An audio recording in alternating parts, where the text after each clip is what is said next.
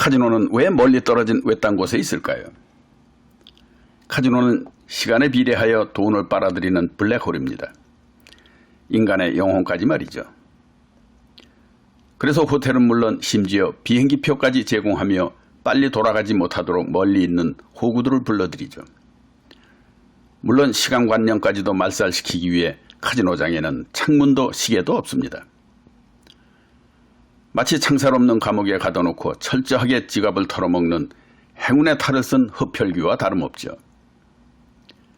중간에 1000배의 잭팟이 터졌다 해도 즉시 떠나지 않으면 시간에 비례하여 오히려 그 1000배의 금액을 보태서 털고 나와야 집에 갈 수 있는 감옥 말입니다. 그럼에도 그들은 모두가 하나같이 친절하게 격려 이 말들을 하죠. 굿럭이라고요.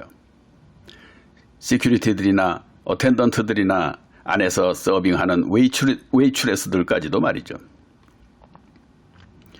그러나 우리는 이 말에 용기를 갖는 대신 불행이 함께하니 조심하라는 말로 받아들여야 할 겁니다. 왜냐고요? 딜러의 테이블에서 딜러가 당신의 행운을 빕니다 라는 멘트로 시작한다면 여러분은 이를 어떤 기분으로 받아들이게 될까요? 왠지 행운을 만들어줄 것 같은 기분이 드나요? 그렇다면 여러분은 이미 딜러의 호구가 된 겁니다.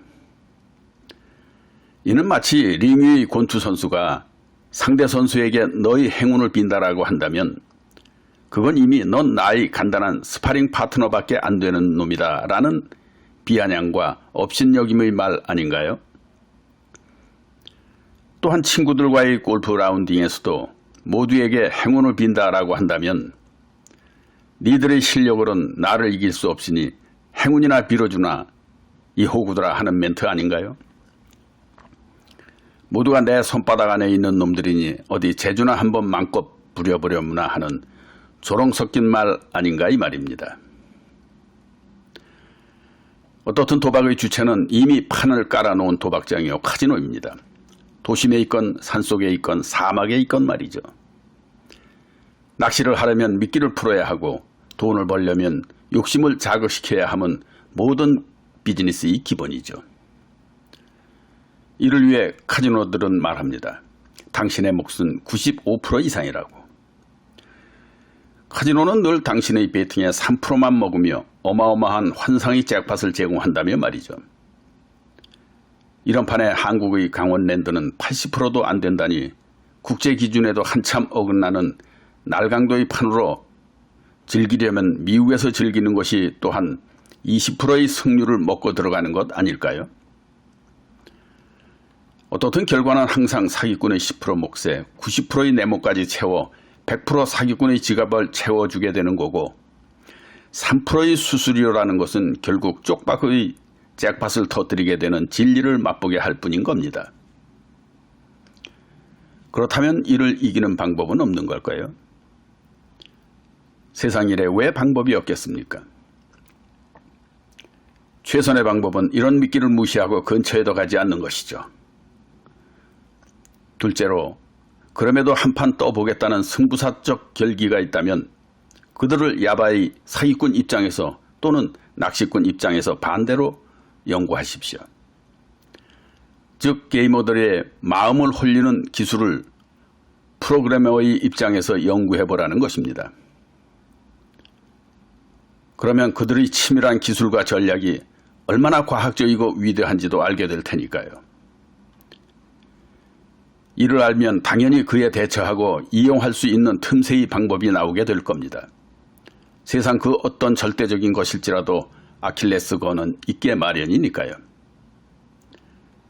그러기 위해서는 그들보다 더 많이 연구하고 실력을 쌓아야 할 겁니다. 매우 오랜 시간이 걸리는 일이죠. 더군다나 혼자서 수백 수천의 과학자들과 인공지능의 기계와 싸우는 전투이니 말입니다.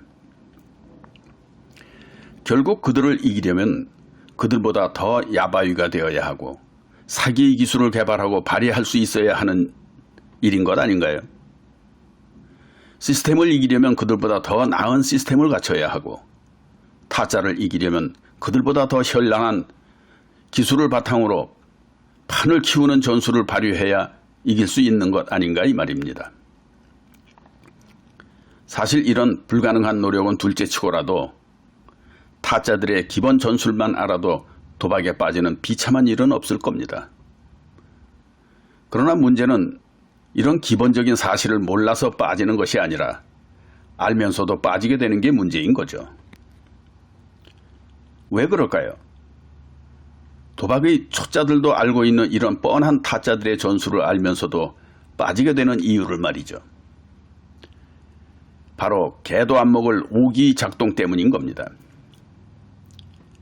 내기 골프에서도 마찬가지지만 고전적 도박의 타짜들은 초짜들을 빨아먹기 위해 처음에는 적당히 이뤄주게 됩니다. 당연히 믿기죠.